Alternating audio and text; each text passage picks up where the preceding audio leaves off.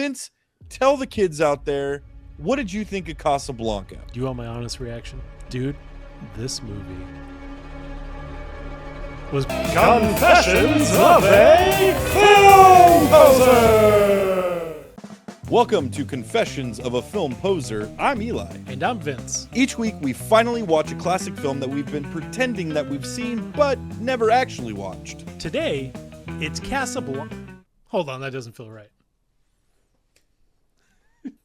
And today, it's Casablanca from 1942. Somehow, us movie posers have never seen this flick. Will we love it? Will we hate it? Will we flame out if we disagree with each other and in this channel forever? One way to find out! Released in 1942, in the middle of World War II, Casablanca wasn't just another romance, it was a story about sacrifice, love, and doing the right thing when the world is falling apart. It won Best Picture and became one of the most quoted and referenced films ever made. Lines like, "Here's looking at you, kid," and "We'll always have Paris," are so famous that even people who have never seen the movie still know them, like us. At the center is Rick, played by Humphrey Bogart, a cynical nightclub owner forced to choose between the woman he loves and a cause bigger than himself. That emotional conflict is why many consider the ending one of the most powerful in film history. So the real question isn't whether Casablanca is important, but does a black and white romance from the 1940s still hit if you're watching it for the very first time in 2026?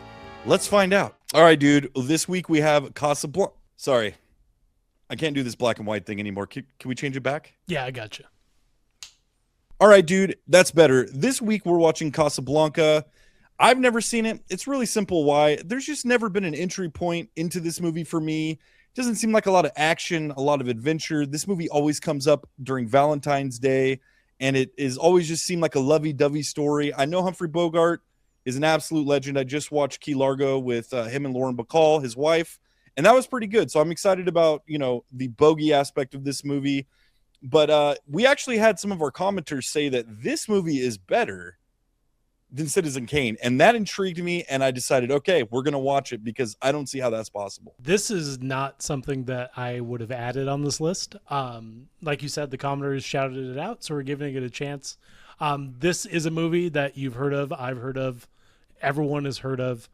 I'm sure everyone I know that's older has seen this movie. I've never really had an interest in checking it out, but I am excited to check it off the list. All right, well, now that you've shaded everybody that's older than you, I can honestly say I really don't know much about this movie. I remember there being a scene from this movie on the Great Movie Ride at Disney Hollywood Studios at Walt Disney World back when it was a thing. So that's my only reference point. I don't know what to predict in this movie. It's a movie in the 40s, and from Key Largo, I think it's going to be a lot of, "Hey, kid," and "See, you took my woman, see?" And I think there's going to be a lot of old flames that are reignited, and based on the intro to this video, somebody's going to have to give something up. My expectation is I'm going to walk away from this movie sounding like I'm from the 40s, and that's what I'm most excited about this. I want to pick up some 40s taglines, hopefully nothing too racist. And I'm just going to come in here and I'm going to be swinging that chain, dude. And I don't have any more 40s references. All right, man. Well, time to fix a lifelong poser confession. Vince, are you ready to watch Casablanca? Let's do it. See? Is that good? No. Is looking at you, kid. Tonight is the first night we have watched Casablanca after it eluded us for I don't know how many years, 80? Whatever. 80 years. We're not 80 years. Vince, tell the kids out there, what did you think of Casablanca? Do you want my honest reaction? Of course. I've waited this long. Dude, this movie was pretty damn good. It was pretty damn good. I thought I was going to hate it going into it. I kind of like whenever I go into movies and like I don't know anything about the movie, but I have like a perceived like, oh, this is probably not going to be for me. And then I watch it and I'm like, actually, I like that a lot. And that was this case. That was the Casablanca case. Dude, you got Casablanca fever, and I like this new Do I got some on my Vince. face? Yeah, you didn't wipe it all off. You should have taken a shower before you got back on camera and had all that Casablanca left on you. Yeah, dude, I liked this movie. I thought it was good. I'm glad we watched it. It's I mean, if there is a movie Mount Rushmore, is it on it? Maybe. It's a movie that gets referenced a crazy amount. And this whole thing started because two people on our Citizen Kane video One named at Lester Manley -79 in had some good discourse with him in some of our other videos. He said, in my book, Casablanca beats this by a mile, in my honest opinion, talking about Citizen Kane. And then we had another commenter by the name of Charles Brown -Y5Y, who I've also had some good discourse with, says, I won't counter anyone who thinks Casablanca is the GOAT. Posers, Eli, and Vince, if you guys can take up Casablanca, I'd love to hear about it. Here we are. We're talking about it. And yeah, you know what? I like this movie. I wouldn't say that I liked it more than Citizen Kane, nor did I think this was the GOAT. So we'll get into it a little bit, but I think this movie suffers a little bit more than Citizen Kane did in feeling like it was a little dated. I don't know. Did you feel that way at all? I did, but I feel like it plays into this movie. Whenever we watch, I was about to say Raisin Cane. Whenever we ate Raisin Cane, whenever we watched Cane, I was surprised because it's such an old movie, but I feel like it didn't really, like, you could tell it was an old movie, but it didn't really have like the 40s feel. This movie has the 40s feel in lingo, in the pacing of how the actors are communicating. Like I texted one of my buddies and I was like, I wish everyone in my mind, everyone in the 40s talked this quick, not just in movies, but just in general. And I feel like this movie, it feels older than that one is, but it's not. But it's not. Citizen Kane is the older movie, and I 100% agree with you. That was exactly to a T what I was going to say. Citizen Kane, and stylistically, it's not the same movie, right? This was directed by a dude by the name of Michael Curtis, who did another a movie I love called White Christmas. And it didn't feel the same. Stylistically, it was different. I think what Orson Welles was doing in 1941 was far ahead of everything else everybody was doing in the industry, performance-wise, too. The acting felt like these were real people. This exactly felt like a 40s caricature, you know? And Humphrey Bogart, admittedly, is super cool, dude. He's a super cool dude. You know, the strong, silent type.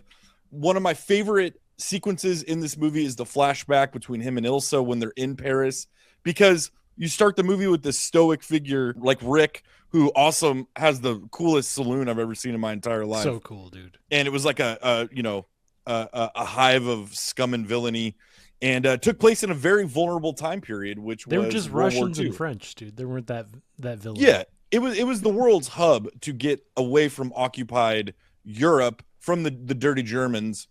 Again, sorry, this is the second time I've attacked Germans, but that's all right. Of that era. You know, we're far enough away that I don't.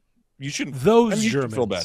You should feel bad in perpetuity, like everybody should. But you know, Bogey's the strong silent type. I just watched him in Key Largo. Not really a different performance, but it was cool to see him in those sequences where he's vulnerable with Ilsa, and we kind of get the prequel to the character that we saw at the beginning of the movie.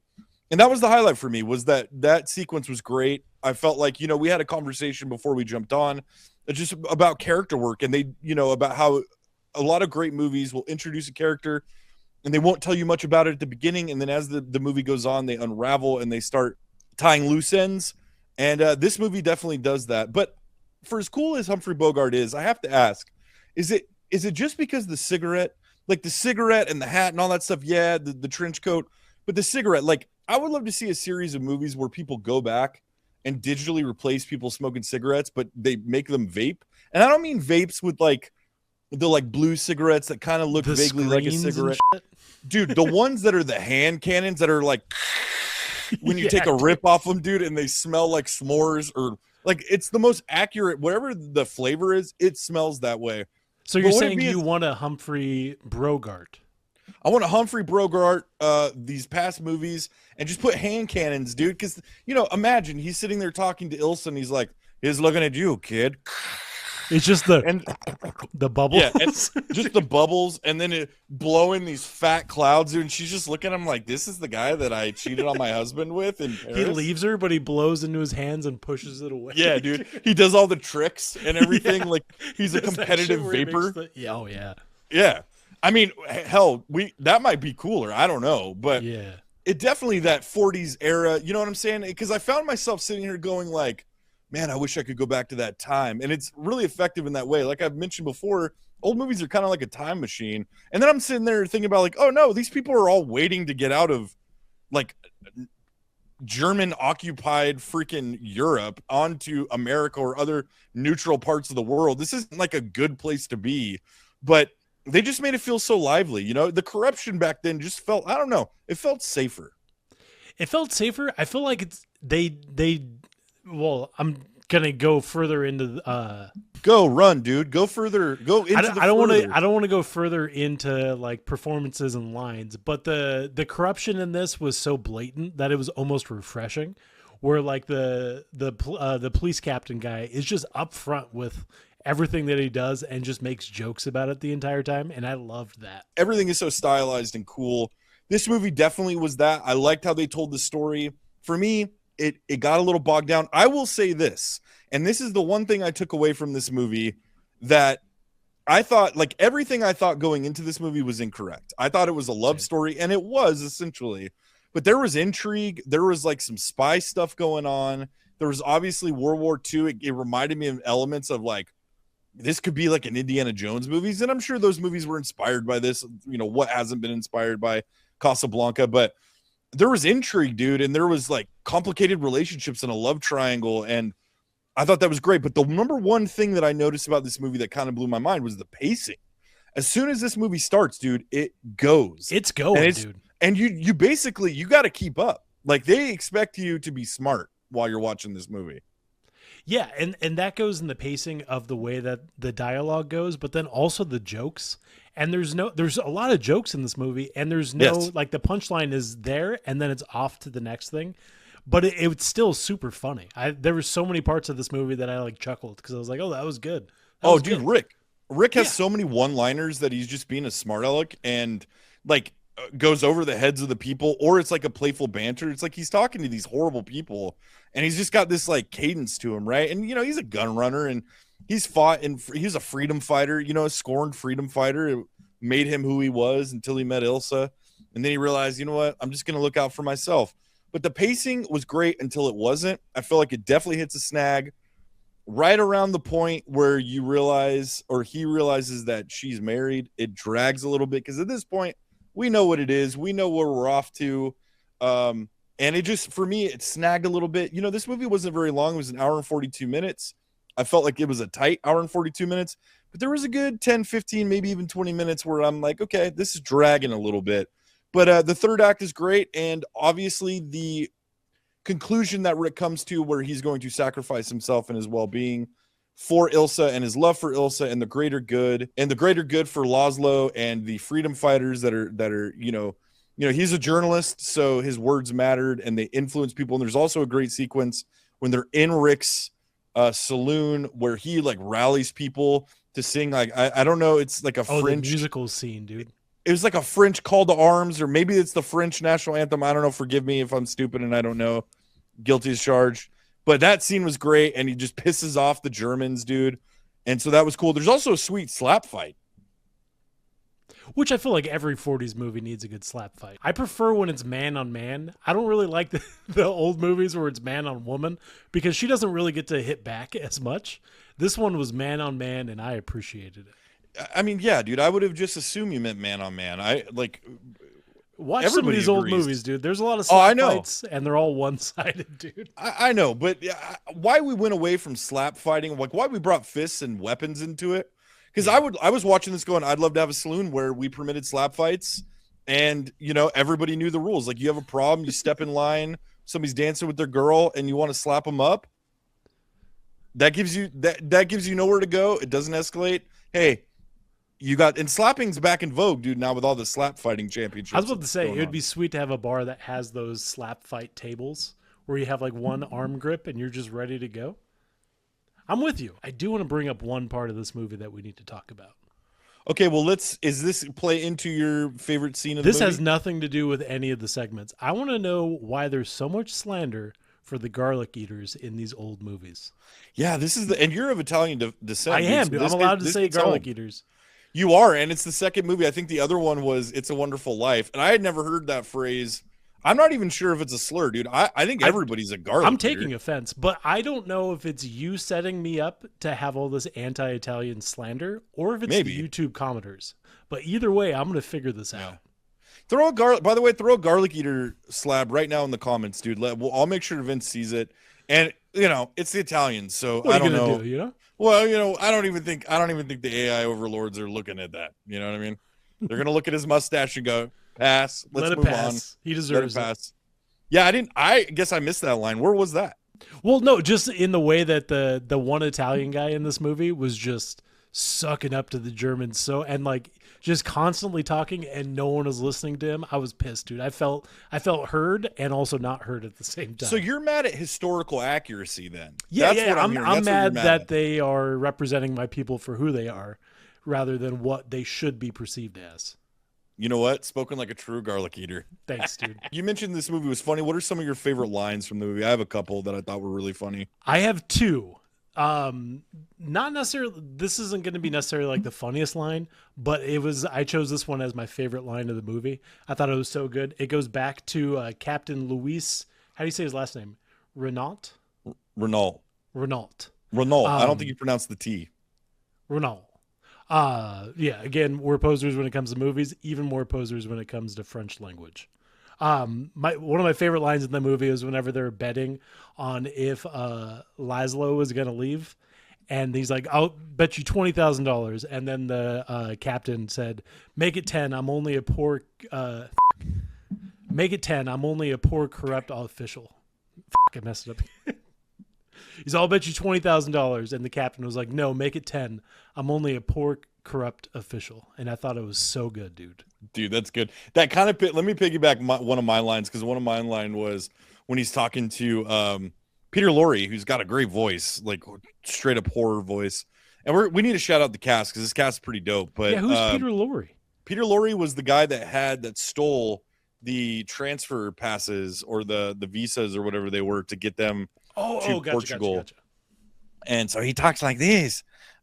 Yes. That's how he sounds. What is that old character that was in the Looney Tunes and stuff? Oh, dude, that voice has been lampooned everywhere. It's not like dude. a specific person. It's kind of just Peter Lorre. They're basing it off of Peter Lorre. Oh, are they really? Oh, cool. Hey, Stimpy, you forgot my toast. But I don't know Looney Tunes wise. Mine was when he was talking to Peter Lorre, and I think it was the same conversation. But Rick goes, "I don't mind a parasite. I object to a cut rate one." I thought that was pretty great. That's pretty good. And then he has another line where he goes, "Yesterday there were just 2 German clerks. Today they're the honored dead." All right, I got one more. All right. It'd be a miracle if you made it out of Casablanca alive. And Germans don't allow miracles. I was like, oh, dude. I don't know if he says alive, but it was as something an Italian, that lines. should have offended you too, dude. Speaking ill of the Germans, man. Those are your people. No, dude. All right. Yeah. Don't get me started. They'll burn the garlic fields, dude. You got to be careful. They burnt the sauce, dude. I was not a fan of that. It was the gravy they burned. Sorry. Yeah. Bro, don't let me out garlic eater you. It was a trap, dude. I'm trying to see how close we are. All right, cool. I already mentioned my favorite sequence, and it was the one in Paris. They fall in love, and their love story is against the backdrop of Germany occupying France. And it was dope because you also got to see Sam, who's one of my favorite characters of the movie. Sam just set the tone in Rick's saloon, and the jazz music and everything. It placed you there and made you want to be there if you had to be, going against an occupying force. He was one of my favorite characters in there, but that was my favorite sequence. That whole Paris, it was awesome, and it just set the tone for the whole movie. But what was one of your favorite scenes? My favorite scene you already mentioned is whenever the German soldiers are singing in the bar in Rick's place, and then the French come up and they just blow them out of the water, and it just pisses off the Germans so well. I felt like it was such a good scene to show that, like, although Germany is in charge, whenever it comes to the people rising up, there's always going to be greater numbers than the people that are against evil. And I really like that scene a lot. A lot of cool moments in this. Obviously, the plane where he's saying goodbye to Ilsa. That's the classic, It doesn't amount to a hell of beans in this world, Ilsa. I'm paraphrasing. That was awful. And this week you have to use that phrase that it doesn't amount to a hill of beans and see what dude, I'm using that phrase, but I'm going into life just trying to talk like Humphrey Bogart. I don't want any onions on my burger, see? And if you do, I'm going to come back here and I'm going to talk to your manager. You got to be Humphrey Blowhard and just scream dude. stuff, dude. Yeah, just look like this, but talk and have the cadence of Humphrey Bogart. Yeah, for sure. All right, cast. I want to shout him out. We've already mentioned Humphrey Bogart, Ingrid Bergman, Paul Henreid as Victor Laszlo, Claude Rains, Captain Louis Renault, Conrad Veidt. Do you know what Conrad Veidt is from? No, what is so he Conrad? From? Have you ever seen the old silent film called The Man Who Laughs? Yes, that's him, dude, and he's the template for the Joker. Okay, that's why he looks familiar. Yeah. Peter Lorre is Ugart. One of those. It's in there somewhere. Dooley Wilson is Sam. Shout out to Dooley Wilson. Great performance all the way around. Great sequences. Good movie. I enjoyed this movie. You know, I don't know if this would be on my list for rewatch that often. You know, 40s movies, I'm going to start at Citizen Kane, and I don't agree that this movie is the GOAT. I got to disagree with my boy in the comments section, Lester Manley and Charles Brown. A little sad he didn't defend Citizen Kane more, but that's okay. We can all have differing opinions. Yeah, and they aren't wrong. This is a very good movie. I think me and you I feel like Citizen Kane was a little darker of a film, and I feel like me and you like that. This one, I'm probably to get some hate on this one, but I didn't feel like Rick and Ilsa's relationship was based off of anything more than "I love you, kid."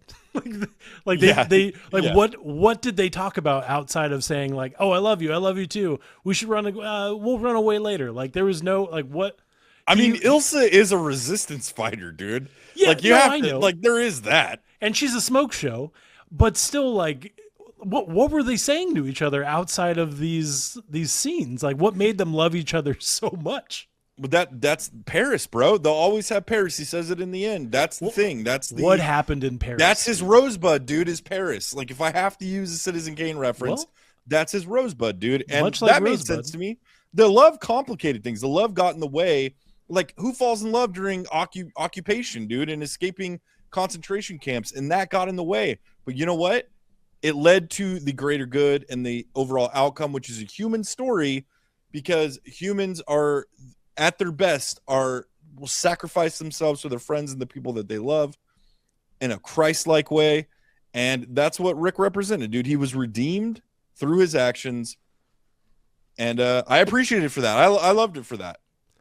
None of that addresses how and why they love each other so much. Dude, you're just not a romantic like me, all right?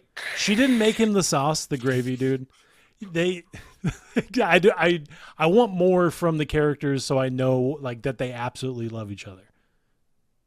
Then go watch La La Land, bro. Okay? Although La La Land kind of follows like very similar patterns of like giving up something for somebody that you love. So I'm seeing the sprinkles of Casablanca. It's not just on your chin, dude. It's all over. It's everywhere, dude. It's everywhere. All right, I'm going to say stream this one. I'm going to say stream this one. Again, that's no slight. I think if this movie is on a streaming service and you've never seen it, absolutely watch it. If nothing else, just so you don't have to be a poser and you can be sitting at, a club chatting somebody up and be like, hey, you ever seen Casablanca? How did Rick and Ilsa really love each other? Okay, what did they say outside? I love you, kid. That's all I'm saying. And if you hate our opinions on this movie, this is the movie to comment and tell us why we're wrong. Because I want to know why they love each other so much. I want to know why people love this movie so much. Again, I really do like this movie. But when it comes to this or Kane, I'm a Kane boy. So are you buying it, you streaming it, or are you watching it on TV? If I find this on sale, I might buy it. But other than that, I'm probably not going to watch or stream this in a long time. But there will be another watch of this, and it's probably going to be streamed. You're really racking up the things that you're going to rewatch, dude. I want to revisit this in a year and just make a list of all the things you're like, I'm watching this again in 3 weeks and eating garlic. And I've done every single time I've said it, I haven't rewatched shit, dude. I look at it and I go, nah, not today. Well, that wraps it up for us this week. Thank you so much for watching. All right, if you've ever pretended to see a classic that you never have, then you belong in the Poser Movie Club. Hit subscribe, hit like, give us a comment. Let us know why, Vince is wrong about his opinions. We'd love to have you back.